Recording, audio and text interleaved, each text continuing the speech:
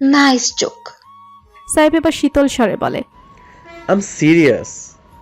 নিশা সাইফের কণ্ঠের গাম্ভীর্যতা টের পায়, অবাক স্বরে জানতে চায়। জানেন না কেন? এতিমদের জন্মদিন বলতে কিছু হয় না ইয়াসমিন, এসব বিলাসিতা কেবল। নেশা চোখ বড় বড় করে সাইফকে দেখে। সাইফের কণ্ঠ কি সামান্য কাঁপল কে জানে, কিন্তু সেই স্বর নিশাকে আঘাত করে অজান্তে, খুব গভীরে। সবাই মাত্র 4 জন স্টুডেন্টকে বিদায় দিয়ে বসার ঘরে সোফায় এসে বসলো বাণী। নিজেরাই নতুন জীবনে প্রায় 1 মাস পার হলো। ভাগ্য সুপ্রসন্ন থাকায় স্কুলের জবটার পাশাপাশি বাসায়ও পড়ানোর জন্য 4টে স্টুডেন্ট পেয়ে গিয়েছে বাণী। এতে অবশ্য তার জন্য ভালোই হয়েছে। সপ্তাহে 6 দিন 3টা সাবজেক্ট পড়ায় সে।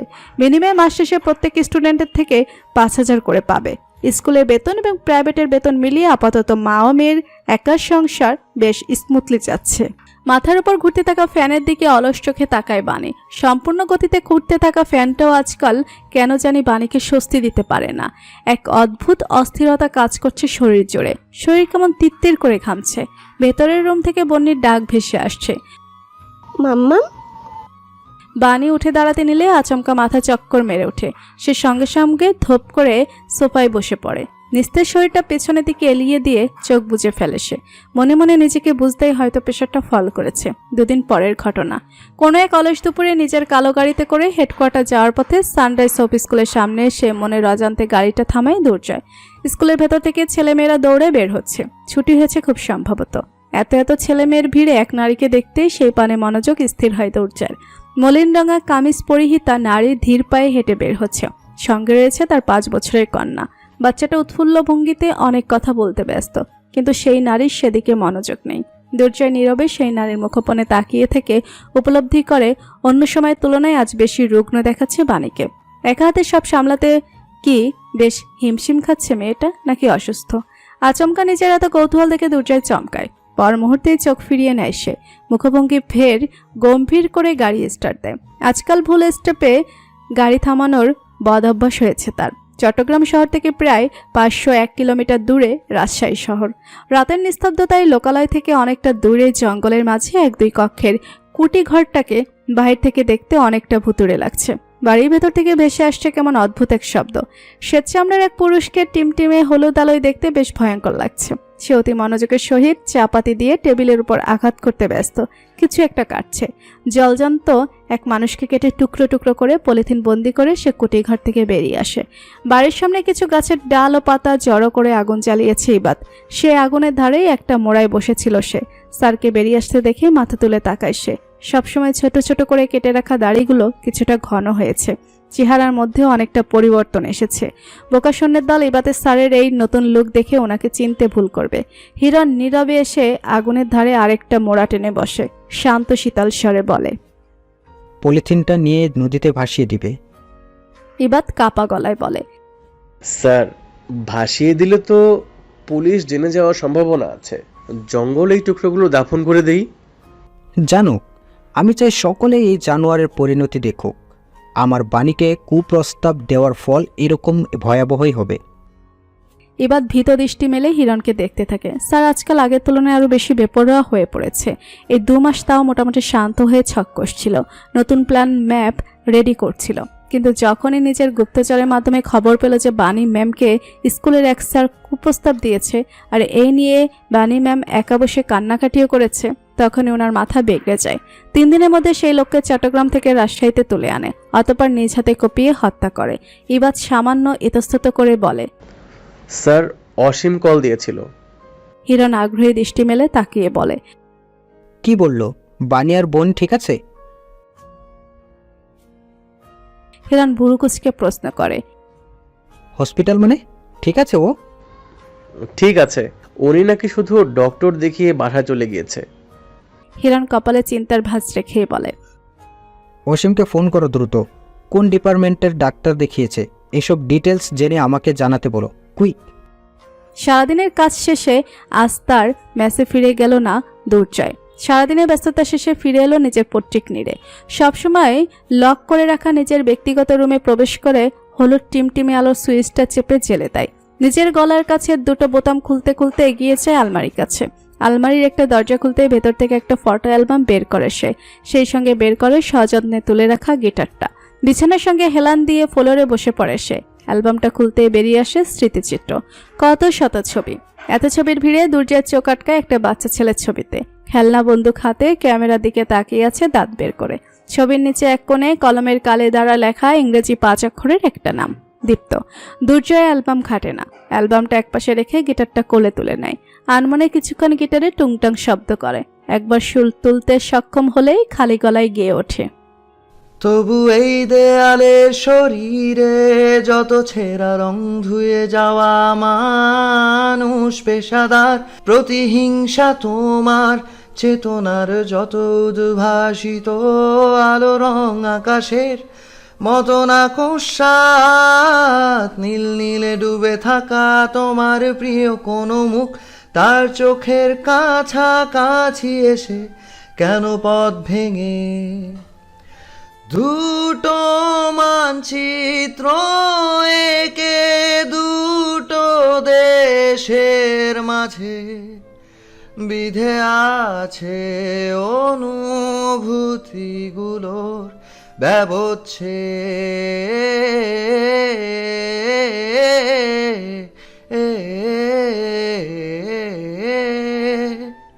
তবু এইখানে আছে অবলীল হাওয়া জানালা বদ্ধ ঘরে আসে যায় দেয়াল ধরে বেড়ে ওঠে মধ্যরাত তোমার ছায়ায় জমে সে ভয় আলোকে চিনে নেয় আমার অবাধ্য সাহস ভেতরে এখন কি নেই কাপুরুষ অন্ধকার একা তোমাকে ঘিরে পথগুলো সব সরে যায় রাত্রির এই একা ঘর ঝুলে আছে শূন্যের কাটা তারে। বিষণ্ণ কোণে এক রজনীতে সোনালি আভা ছড়ানো চাঁদের পানে তাকিয়ে আছে একজোড়া সমুদ্র নীল চোখ। নির্লিপ্ত সেই দৃষ্টি কোনো অভিব্যক্তি প্রকাশ করছে না, কেবল নির্নিমেষ দেখতে থাকে সেই চাঁদের মলিনতা। আজকাল ভাঙা জানালার পাশে বসে রাত কাটিয়ে দেওয়াটা জারিয়ার অভ্যাসে পরিণত হয়েছে। সারা রাত পেরিয়ে যায়, তবে দু চোখের পাতায় ঘুমের হদিস মেলে না। মনে হয় একবার চোখ বুঝলে পরের দিন সূর্যোদয় দেখাটা যদি আর নসিব না হয়। পিনপিনে বাতাস গায়ে এসে ধাক্কা খেতেই শরীরের সবগুলো পশম ঠান্ডায় কাটা দিয়ে ওঠে। জারিয়া একটা দীর্ঘশ্বাস ছেড়ে জানালার ধার থেকে উঠে যায়। অতঃপর একটা জলপাই রঙা জ্যাকেট গায়ে জড়িয়ে ফের জানালার ধারে এসে বসে।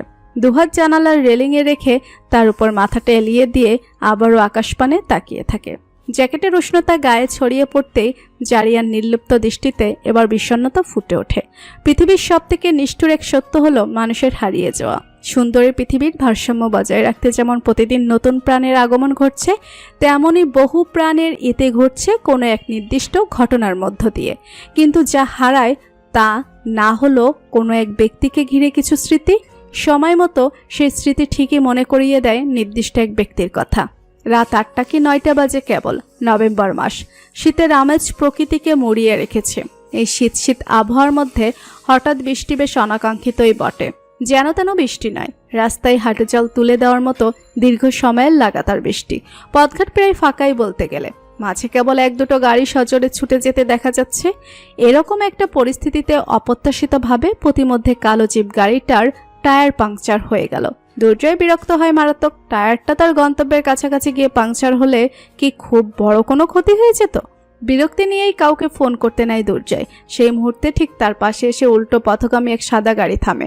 গাড়ির পেছনের সিটের একপাশে জানালা নামিয়ে এক রমণী মুখ বের করে গলা উঁচিয়ে ডাকে, ভাইয়া, দুর্জয় ভাইয়া। পরিচিত ডাকটা কানে এসে পৌঁছাতেই দুর্জয় পাশ ফিরে তাকায়। অতঃপর গাড়ির কাছের জানালাটা নামিয়ে বলে, এই বৃষ্টির মধ্যে বাইরে কি করছো নিশা? আমি তো বানিয়াপুর বাসে যাচ্ছিলাম, তুমি এদিকে কি করছো? মেসে ফিরছিলাম, গাড়ির টায়ার সম্ভবত পাংচার হয়ে গিয়েছে। নিশা আশেপাশে তাকিয়ে বলে, এখন তো কোনো রিক্সা বা উবার পাবে না তুমি।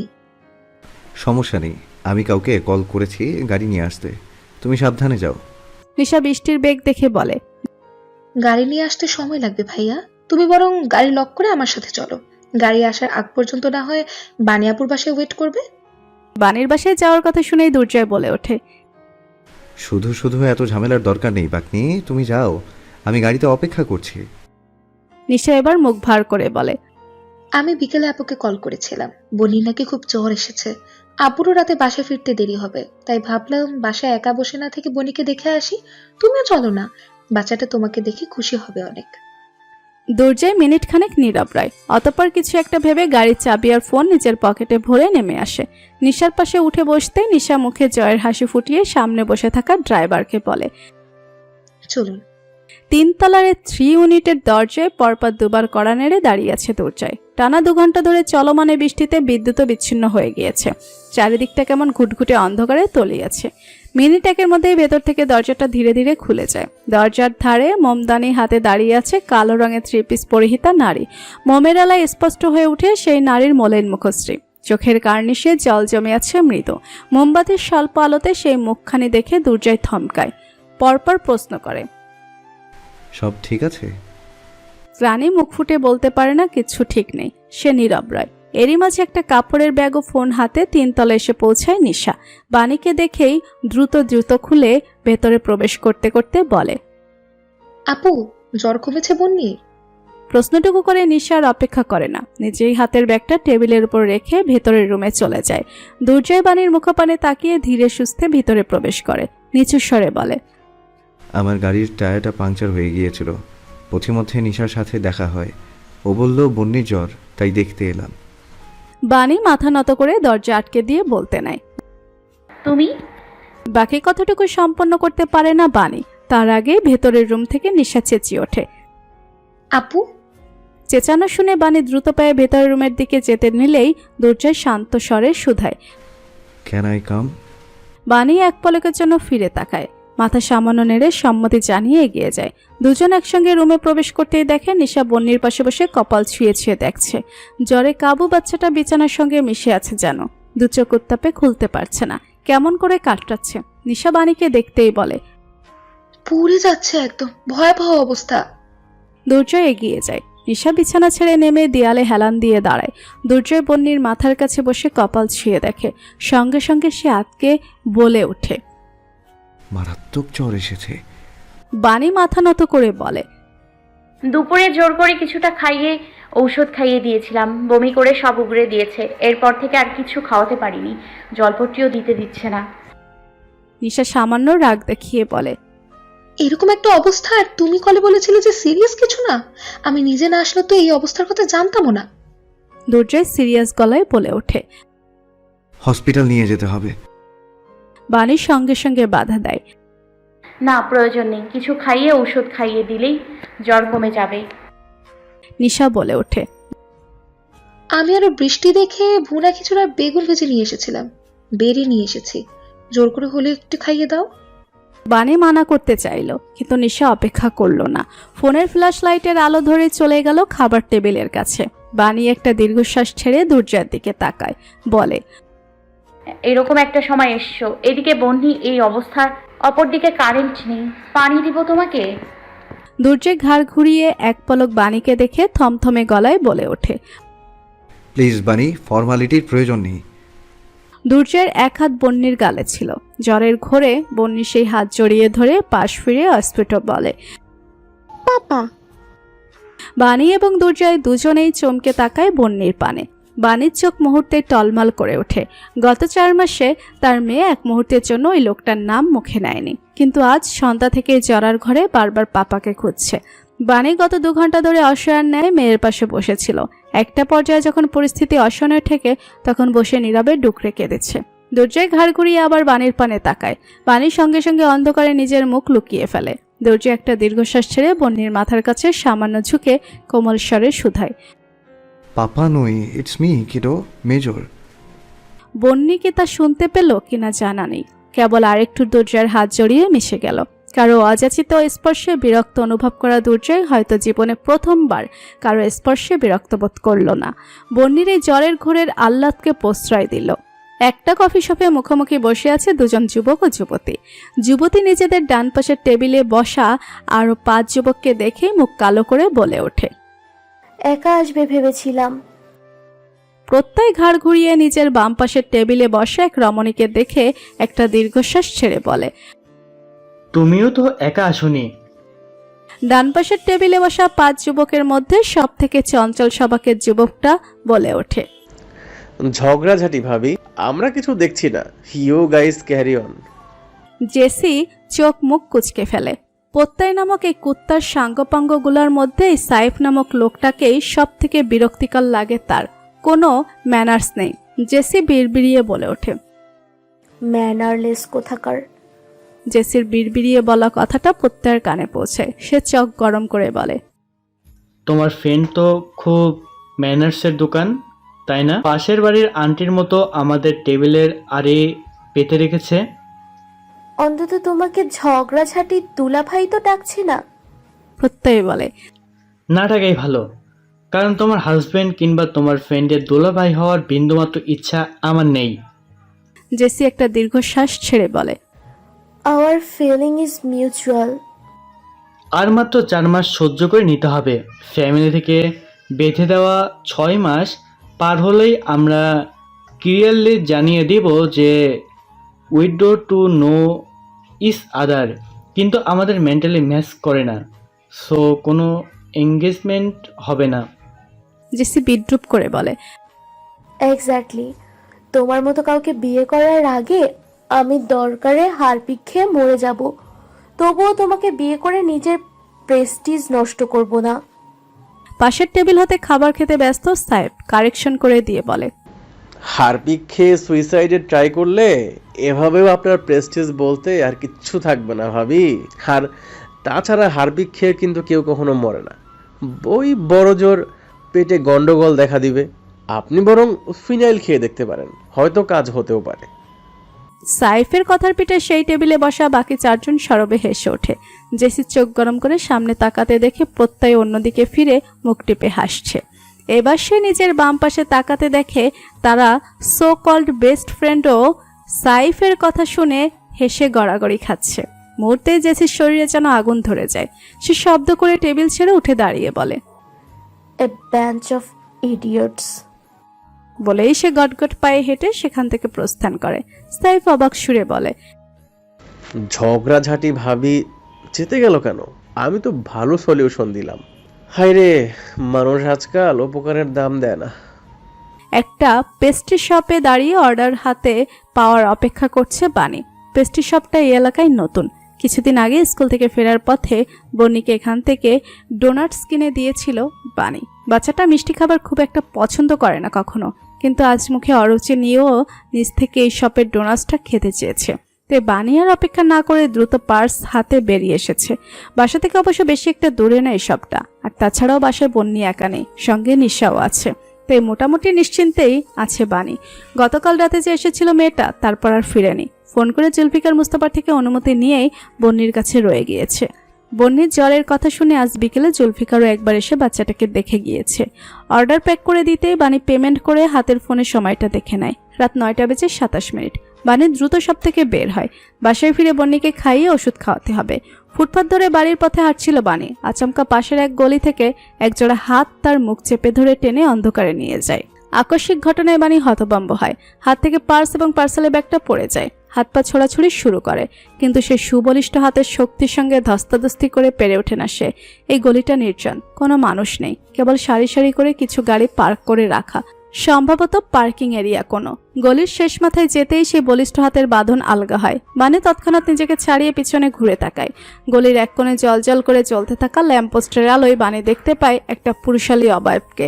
সাধারণ 10টা পুরুষের মতোই শার্ট এবং প্যান্ট পরিহিত, তবে সেই পরিধেয় পোশাকের অবস্থায় কোনো যত্নের ভাঁজ নেই। শুভ্র রঙা মুখের অর্ধেকটা কালো মাস্কের আড়ালে ঢাকা, তবে উন্মুক্ত চোখ জোড়া দেখে বানি জমে যায়। ভয়ে দুপা পিছিয়ে যায়। রক্ত হিম করা সেই দৃষ্টি দেখে চিৎকার করার কথা ভুলে বসে। উক্ত পুরুষ বানির হাবভাব দেখে নীরবে নিজের মুখের মাস্কটা খুলে 1 কদম এগিয়ে যায় বানির দিকে। বানির সঙ্গে সঙ্গে আরো 2 কদম পিছিয়ে গিয়ে ঘাড় ঘুরিয়ে গলির মাথায় তাকায়। পথ খোলা নেই। গলির মাথায় একই বেশভূষায় দাঁড়িয়ে আছে আরেকজন যুবক, যেন পাহারা দিচ্ছে। বানি পালানোর চেষ্টা করলেই খপ করে তাকে ধরে ফেলবে। বানি ভীত চোখে জোড়া মেলে আবার সামনে তাকায়। ঘামছে সে। এই শীতল আবহাওয়ার মধ্যেও সে তিরতির করে ঘামছে। ঘামে ভেজা চুলগুলো গাল ও ঘাড়ে লেপ্টে আছে। অজ্ঞাত পুরুষ নীরবে এগিয়ে আসে। এক হাতে রানীর গালে লেপ্টে থাকা চুলগুলো সরাতে সরাতে অতি শান্ত গলায় বলে, খুনি তো আমি ছিলাম বানি, তুমি কেন তোমার হাত নোংরা করলে? বাণী ভয়ে কাঁপছে। অতি শান্ত গলায় বলা কথার মর্মার্থ বুঝতে পেরে আরো ভীত হয়ে পড়ে সে। সেই পুরুষ এবার গাল থেকে হাত নামিয়ে বাণীর গলা চেপে ধরে চোখে চোখ রেখে বলে, আমার বাচ্চাকে কেন মারলে? হিরণের উচ্চারণ করা প্রশ্ন শুনতে বাণী চোখ জোড়া বুঝে নেয়, প্রাণ ভরে একটু নিঃশ্বাস কুড়িয়ে নেয়, সঙ্গে কুড়িয়ে নেয় কিছুটা সাহস। বুকের ভিতর সঞ্চার হওয়া জোরটুকুকে হাতিয়ার করে সে চোখ মেলে তাকায়, দুঃসাহসিক জবাবে জানায়, আপনাকে সন্তানহারা এক ভঙ্গুর পুরুষে পরিণত করতে। হিরণের ক্ষিপ্র আগুন চোখের দৃষ্টিতে যেন এক বালতি পানি ঢেলে দিল বাণী। থমকে রইল সে। বাণীর গলা চেপে ধরা হাতটা খানিকটা আলগা হয়ে আসলো। বিমূঢ় ভঙ্গিতে কেবল একটা শব্দ উচ্চারণ করে প্রশ্ন ছুড়ে, কেন? ভাইয়ের রক্তের দাম নিতে ভুলে যাব ভেবেছিলেন? প্রশ্নের পিঠে পাল্টা প্রশ্ন ছুড়ে বাণীর ঠোঁটের কোণে মিহি হাসি ফুটিয়ে তুলে। হিরণ দেখে তা। অবিশ্বাসের লেশ তার দৃষ্টি থেকে বিলীন হচ্ছে না। নিজের সামনে দাঁড়িয়ে থাকা নারীকে চিনতে অসুবিধা হচ্ছে তার। এটা বাণী হতে পারে না। তার বাণী নিজের সন্তানের প্রতি নমনীয় ছিল, নিষ্ঠুর ছিল না। এ কেমন অদ্ভুত শাস্তি, কি অদ্ভুত নিষ্ঠুরতা! হিরণ ভঙ্গুর স্বরে বলে, ও নিষ্পাপ ছিল। আমার ভাইয়ের কি পাপ ছিল? এতটা অমানবিক কিভাবে হলে? আপনি মানবিকতা দেখিয়েছিলেন। তোমার বিবেক তোমাকে বাধা দেয়নি? না। বাণীর স্পষ্ট জবাবের পিঠে হিরণ অস্থির হয়ে ওঠে, বিষণ্ণতা ছেড়ে হিংস্র হয়। শক্ত করে বাণীর গলা চেপে ধরে তাকে পেছনের দিকে নিয়ে যায়। পার করে রাখা একটা গাড়ির বোনাটে গিয়ে বাণীর পিঠ থেকে হিরণ ঝুঁকে তার মুখের উপর, পরপর আরো শক্ত করে গলার রগটা চেপে ধরে, দাঁতে দাঁত চেপে বলে, এত সাহস! প্রতিশোধের আগুনে জ্বলে এত বড় একটা কাজ করলে, আমার বাচ্চার অস্তিত্ব মিটিয়ে দিলে তুমি। কথা আটকে আসে হিরণের। রাগে সমস্ত শরীর কাঁপছে তার। মুখের অসম্পূর্ণ কথাটুকু পুরো করতে বলে, সন্তানহারা হইনি আমি, আমার বোনই আছে, আমার মেয়ের পাপা আমি। গলা চেপে ধরায় বাণী জবাব দিতে পারে না মুখ ফুটে, না হয় সে মুখের উপর বলে দিত, আপনি বন্ধুকে হারিয়েছেন। আমার মেয়ে আপনাকে ঘৃণা করে। নিজের মায়ের প্রতি অন্যায়কারীকে ও কখনোই পাপা বলে স্বীকৃতি দেবে না। হিরণের ক্ষোভ মিশ্রিত নিঃশ্বাস যখন বাণীর মুখ জুড়ে আশ্রে পড়ছে, ঠিক সেই মুহূর্তে সরু গলির মাথায় দাঁড়িয়ে পাহারা দেওয়ার দায়িত্বে নিযুক্ত ইবাদ তার কাছে দৌড়ে আসে। ভীত গলায় বলে, স্যার চলুন, কেউ আসছে। হিরণ একচুল পরিমাণ নড়ে না, বাণীকেও ছাড়ে না, অনড় রয়। ইবাদ ভীত দৃষ্টিতে আশেপাশে তাকিয়ে হিরণকে পেছন থেকে চাপটে ধরে টানা শুরু করে, তবুও ছাড়াতে পারে না। বাণীর দু চোখের কার্নিশে তখন অশ্রু এসে ভিড় করলেও তার ঠোঁটের কোণে লেপ্টে রয় হাসি।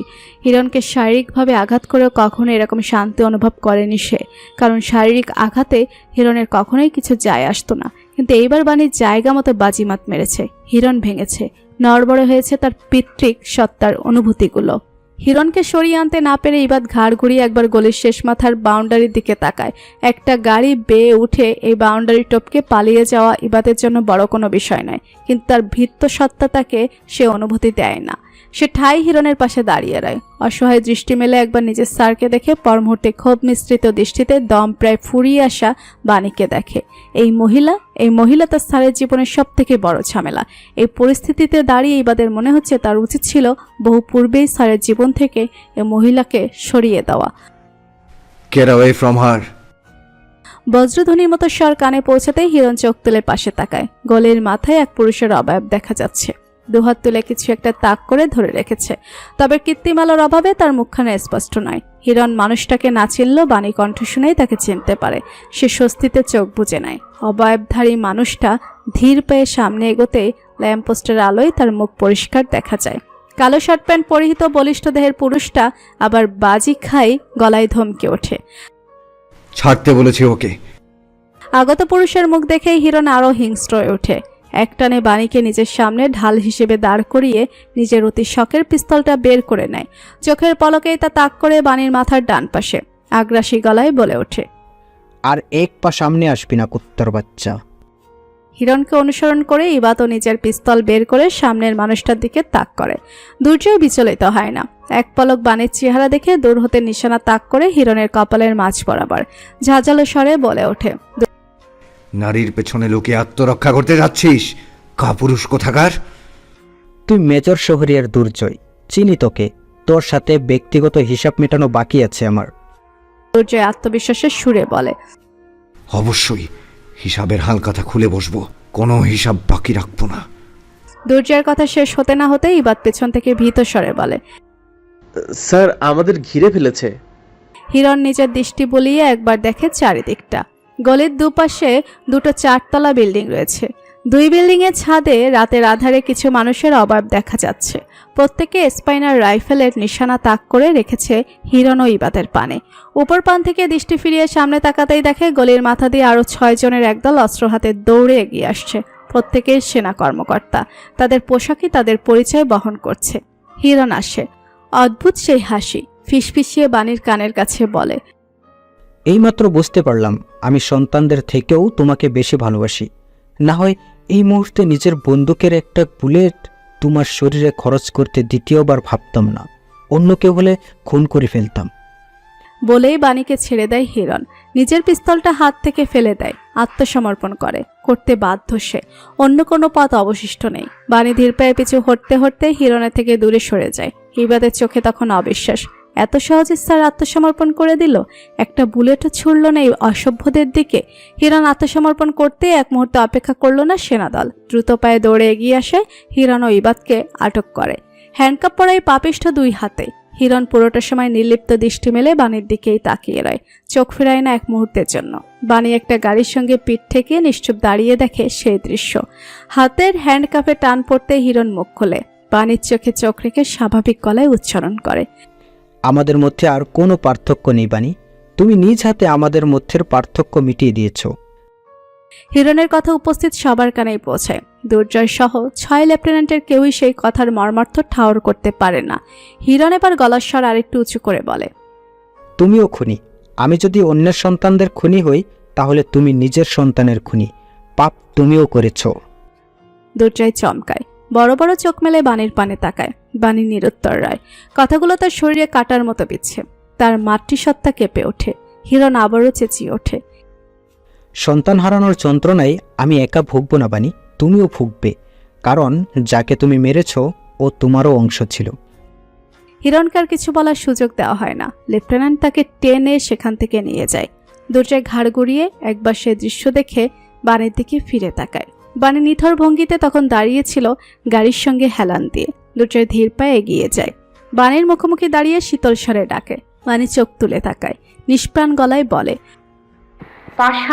পাষাণ হয়েছি, অনাগত সন্তানকে খুন করেছি, আমিও এখন খুনি, তাই না? কথাটা বলতে বলতে বাণী বোধশক্তি হারায়। দুর্বল দেহটা হেলে পড়তে নিলে দুর্জয় এগিয়ে যায়। নিজের সংকোচসিক্ত মন নিয়ে এক হাতে আগলে ধরে। জীবনের সমীকরণ কঠিন, সেই সম্পর্কে দুর্জয় অবগত। কিন্তু বাণী তালুকদারের জীবনের সমীকরণগুলো কি একটু বেশি এলোমেলো না? কঠোর নিরাপত্তার মধ্য দিয়ে গন্তব্যস্থলের উদ্দেশ্যে যাত্রা করছে সারিবদ্ধ 6টি সেনাবাহিনীর গাড়ি। তৃতীয় গাড়িটার ভেতর রয়েছে 2 জন আতঙ্কবাদী। ইতিমধ্যে সকল হেডকোয়ার্টারে খবর পৌঁছে গিয়েছে যে এভারভিউ রেস্টুরেন্ট এবং চট্টগ্রাম গার্লস মডেল কলেজে আতঙ্কবাদী হামলার মূল হোতা হিরণ এবং তার সাহায্যকারী ইবাদ মোশতাক নামক 2 জনকে আজ রাত 9টা নাগাদ চট্টগ্রাম শহরের এক মফস্বল এলাকা থেকে আটক করেছে সেনাবাহিনীর সদস্যরা। সেনাবাহিনীর সবুজ রঙা দ্বিতীয় গাড়ির ভেতর পেছনের দিকে মুখোমুখি বসে আছে 6 জন লেফটেন্যান্ট। নজর তাদের তৃতীয় গাড়িটার পানে স্থির।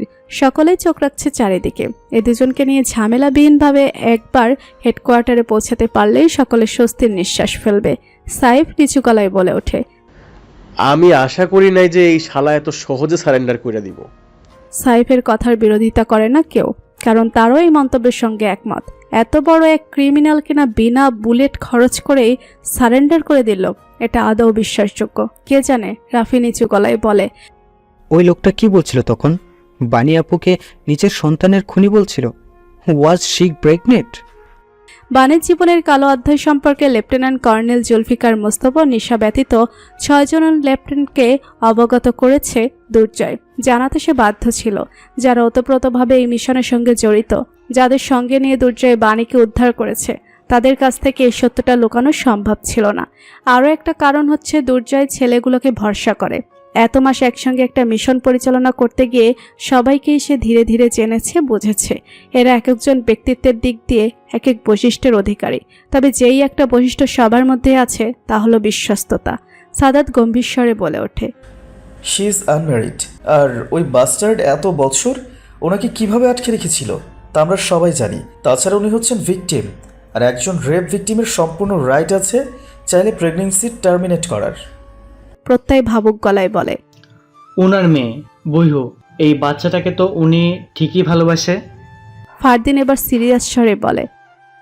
গাইস, আই থিঙ্ক আমাদের এই ব্যাপারে ডিসকাস না করাই বেটার, কারণ first of all this is her life, আর বানিয়াপু যে এই সিচুয়েশনের মধ্য দিয়ে গিয়েছে সেই সম্পর্কেও আমাদের কোনো ধারণা নেই। ওনার এই রকম ডিসিশনের পেছনে নিজের পয়েন্ট অফ ভিউ থাকতেই পারে, এটা আমাদের ম্যাটার অফ কনসার্ন না। জুনায়েদ বলে ওঠে। I agree. আর তাছাড়াও আমাদের এখন মেজরকে নিয়ে কথা বলা উচিত। উনি কি সুন্দর বাজিমাত মারলেন। বলে জুনায়েদ দাঁত বের করে হাসে। প্রত্যয় বলে। এক্স্যাক্টলি, স্যারের প্ল্যান্ড ওয়ার্ক আউট করে গিয়েছে। ওনার বিশ্বাস ছিল যে কখনো না কখনো হিরণ অবশ্যই বানিয়াপু আর বহির খোঁজে আসবেই। ভাগ্যিস উনি 24 ঘন্টা আড়াল হতে আপুর সেফটি ইনশিওর করার জন্য লোক নিযুক্ত করেছিলেন। না হয় এই মুহূর্তে আমরা তখনই হিরণের আগমনের খবরটা পেতাম না, আর ওর মতো রাস্কেলকেও আটক করাও সম্ভব হতো না। সাহেব তাল মিলিয়ে বলে। I also appreciate his idea, কিন্তু উনি কি শুধুমাত্র মিশনের খাতিরেই ওই লোককে নিযুক্ত করেছিল, নাকি এটা ছাড়াও ব্যক্তিগতভাবে আপুর সেফটি নিয়ে সে সত্যিই চিন্তিত ছিল? সন্ধিয়ান গলায় প্রশ্নটা ছুড়ে দিতেই 5টা মুখ চোখ বড় করে সাইফের পানে তাকায়। প্রত্যয় বলে। বুলশিট, স্যারকে আমরা চিনি না। ওনার মন জুড়ে ওনার চাকরি আর ওনার কালো রঙের জিপ গাড়ির স্থান আছে শুধু। সেখানে কোনো নারীর অ্যাক্সেস পাওয়া অসম্ভব বিষয়। সাইফ হাই তুলে বলে। সম্ভব বন্ধু, সবই সম্ভব। রাফির সাথে যেমন অন্যার বিয়েটা সম্ভব, ঝগড়াঝাটি ভাবির সাথে যেমন তোর প্রেম হয়ে যাওয়াটা সম্ভব, তেমনি মেজর শাহরিয়ার দুর্জয়ের মনেও কোনো নারীর এক্সেস পাওয়া সম্ভব। প্রত্যয় চোখ গরম করে তাকায়। সাহেব সেদিকে পাত্তা না দিয়ে বলে। গরিবের কথা বাসি হলেও ফলে। বিছানায় শুয়ে বন্যির সঙ্গে বিভিন্ন আকাশকুসুম গল্পে মশগুল ছিল নিশা।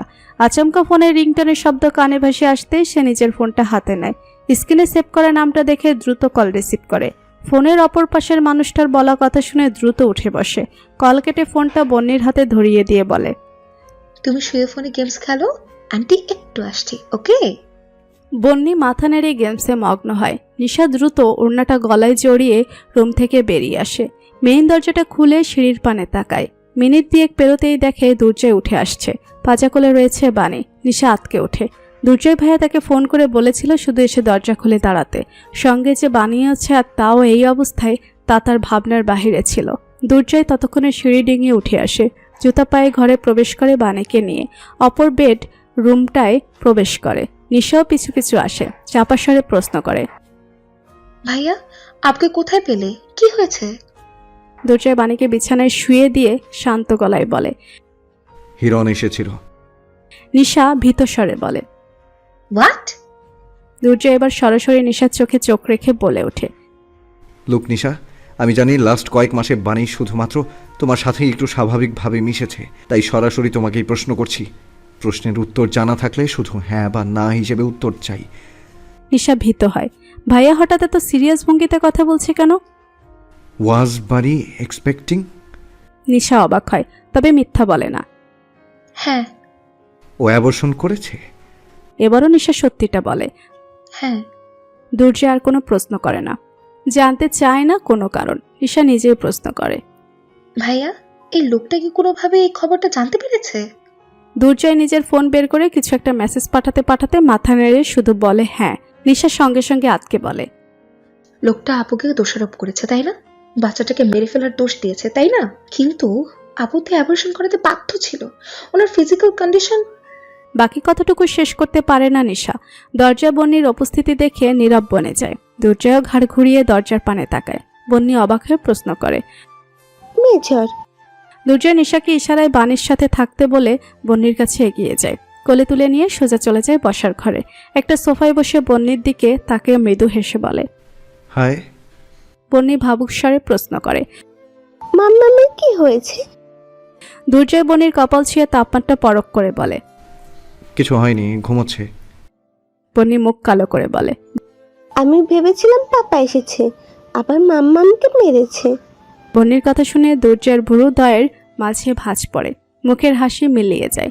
সন্ধিহান গলায় জানতে চায়, মেরেছে?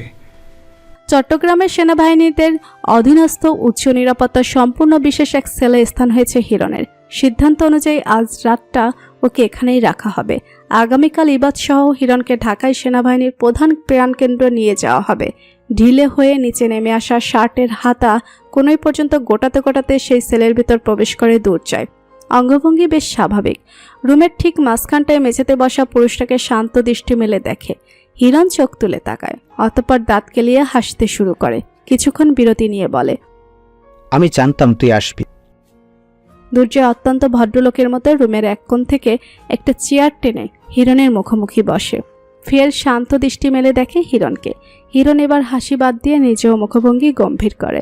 দুর্জয়ের চোখে চোখ রেখে প্রশ্ন করে, বানি ঠিক আছে? দুর্জয় শীতল গলায় বলে, কিসের তৈরি তুই? আঘাত দিয়ে পরে মিছে মলম লাগানোর অভিনয় করে কি হাসিল করতে চাস? বাণীর মন? হিরণ নিঃশব্দে মৃদু হেসে বলে, মিছেমিছি অভিনয় করে ওর মন পাওয়া গেলে আমি সেরা অভিনেতা হতেও পিছুপা হাঁটতাম না, ট্রাস্ট মি।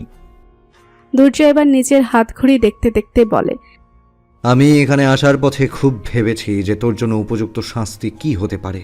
তোর মতো একজন আতঙ্কবাদী, খুনি, অবৈধ অস্ত্র ব্যবসায়ী, রেপিস্ট ও নিকৃষ্ট মানুষকে ঠিক কোন শাস্তিটা দিলে তোর বিচার হবে, ঠিক কোন শাস্তিটা দিলে ভিকটিমদের সঙ্গে জাস্টিস হবে। কিন্তু বিশ্বাস কর, তোকে যদি আমি পৃথিবীর সব থেকে কষ্টদায়ক মৃত্যুদণ্ডটাও দিই, তবুও কোনো ভিকটিমের এক তিল পরিমাণও ক্ষতিপূরণ হবে না। বাকি ভিকটিমদের হিসেব আপাতত এক পাশে রেখে না হয় বাণীর কথাই বলি। What do you think? তোর থেকে দূরে থেকে ও ভালো আছে? She is not okay at all. একটা মৃতদেহ বয়ে বেড়াচ্ছে ও। কি বলেছিলি তুই? ও তোর বাচ্চাকে খুন করেছে, তাই না? তুই কি করেছিস? খুনি তো তুইও। বাণীকে খুন করেছিস। You destroyed her mentally. শুধু ডিস্ট্রয় করে ক্ষান্ত হোসনি, এই অসহনীয় জীবনের ভাঁড় ওকে বয়ে বেড়াতে বাধ্য করেছিস। স্টিল তুই ক্লেম করিস you love her? Everything you did to her was because of love? To hell with you and to hell with your love. শেষ কবে একসঙ্গে এতগুলো কথা বলেছে দুর্জয়ের খেয়াল নেই। আপাতত সে সেসব দিকে খেয়াল করতেও চায় না। নিজের অতিমাত্রার রাগটাকে শীতলতার চাদরে মুড়িয়ে শান্ত স্বরে বলে, ও, আমি হয়তো আসল কথা থেকে সরে আসছি। কথা হচ্ছিল তোর শাস্তির হিসাব নিকাশ নিয়ে। তো বাণীর সাথে কিংবা সকল ভিকটিমদের সাথে তুই যা করেছিস, তার বিনিময়ে ওদের সকলকেই একটা লাইফ টাইম ট্রমা বয়ে বেড়াতে হচ্ছে। এই যে ওদের সকলকে যেই ট্রমাটা দিয়েছিস না তুই, এর বিনিময়ে তোর একমাত্র যোগ্য শাস্তি হলো সেম মেন্টাল ট্রমা। কারণ মৃত্যু তোর জন্য কোনো শাস্তি নয়। প্রতিদিন একটু একটু করে মানসিক যন্ত্রণায় ঝুঁকে ঝুঁকে মরাটাই তোর জন্য সব থেকে বড় শাস্তি। আর এই শাস্তির শুরু কোথা থেকে জানিস? বন্যের মাধ্যমে। She hates you. ওর কাছে তুই একটা অ্যাবিউজার ছাড়া আর কিছুই না। যদিও এত ছোট একটা বাচ্চার জন্য অ্যাবিউজিং শব্দের ভার বওয়াটা কষ্টকর, কিন্তু ও খুব সুন্দর করেই বুঝে গিয়েছে যে তুই ওর মাম্মার অ্যাবিউজার। চিন্তা করিস না, আপাতত তোকে ঘৃণা করার জন্য ওর এতটুকু জানাই যথেষ্ট। বড় হতে দে ওকে, বুঝতে শিখুক। তখন ও সম্পূর্ণ সত্যটা জানবে যে ওর এই গুড ফাদার ইমেজের পেছনে কি ভয়ঙ্কর একটা পরিচয় লুকিয়েছিল। কেমন হবে যখন ও জানবে যে তুই ওর মাম্মার রেপিস্ট। হিরণের চোয়াল শক্ত হয়ে যায়। দু চোখ ঠিকরে ক্রোশ ও আক্রোশ ঝরতে থাকে। উত্তেজিত হয়ে বলে, কিচ্ছু জানবে না আমার মেয়ে, কিচ্ছু না। অবশ্যই জানবে। দুর্জয় খেয়াল করে হিরণের শরীর মৃদু কাঁপছে, কপালের শিরা ফুলে কেমন দপদপ করছে, সম্ভবত রাগে। হাত দুটো হ্যান্ডক্যাপ দিয়ে পিঠের পিছনে নিয়ে আটকানো, পা দুটো একজোড়া শক্ত শিকল দ্বারা বাঁধা। সেজন্যই বোধহয় রাগ মেটানোর পথ খুঁজে পাচ্ছে না। হিরণ মেঝেতে অনেকটা দ আকৃতির মতো করে বসেছিল। চোখ জোড়া বুঝে সে সামনের দিকে উবু হতেই তার মাথা গিয়ে ঠেকে হাঁটুর সঙ্গে। দুর্জয় নীরবে দেখে সেই দৃশ্য। জায়গা মতো আঘাত করেছে সে, পাচ্ছে। শয়তানটা মানসিক যন্ত্রণা পেতে শুরু করেছে। আগুনে ঘি ঢালতে দুর্জয় বলে ওঠে, এতগুলো পরিবারের সুখ নষ্ট করে ভেবেছিলি নিজের পরিবার গড়তে পারবি? এত সহজ? তোর মতো মানুষ পরিবারের সুখ ডিজার্ভ করে না। তুই একা ছিলি, একা আছিস, আর আজীবন একাই থাকবি। নিজের কথাটুকু ইতি টেনেই দুর্জয় উঠে দাঁড়ায়। প্রস্থানের উদ্দেশ্যে পা বাড়ায়। ঠিক সেই মুহূর্তে হিরণ শীতল গলায় বলে, দেশের সাহসী সৈন্য দেশের চিন্তা কর, শেষ হামলা রুখে দেওয়ার প্রস্তুতি নেই। দুর্জয়ের ভুরুদের মধ্যে ভাঁজ দেখা যায়। সে পিছু ফিরে তাকায়। হিরণ ঠোঁট বাঁকা করে হাসে। কি মনে হয় মানসিক যন্ত্রণা শুধু তুই দিতে পারিস? আমার দেওয়া যন্ত্রণার ভার বইতে না পেরে মানুষ পাপের বাপ ডাকে আমাকে। অন্যের সন্তান নিয়ে মাথা না খাটিয়ে মস্তিষ্কটাকে একটু খাটা। ভাব শেষ হামলাটা কোথায়, কখন এবং কিভাবে হবে। ভাব আর মাথার চুল ছিঁড়শালা। দুর্জয়ের ধৈর্যের বাঁধ ভাঙে। সে ত্রস্ত পায়ে এগিয়ে গিয়ে নিজের শক্তপোক্ত হাতের সজোরে হিরণের গালে একটা চড় বসায়। ডান কানটা সঙ্গে সঙ্গে যেন ঝিম ধরে যায় হিরণের। তবুও সে অদ্ভুত ভঙ্গিতে নির্লজ্জের মতো হাসতে থাকে। বোকা বাঘের দল। হিরণ কি এতটা কাঁচা খেলোয়াড়? সে জানতই ভালো যে তার ধরা পড়ে যাওয়ার সম্ভাবনা রয়েছে, কিন্তু বাণীর সাথে মুখোমুখি না হলেও সে শান্তি পেত না। তাই তো সব ব্যবস্থা করে রেখেই সে এসেছে। দেখুক লোকে, জানুক লোকে, হিরণকে বন্দী করেও তারা এদেশের বুকে আরেকটা হামলা থামাতে পারবে না।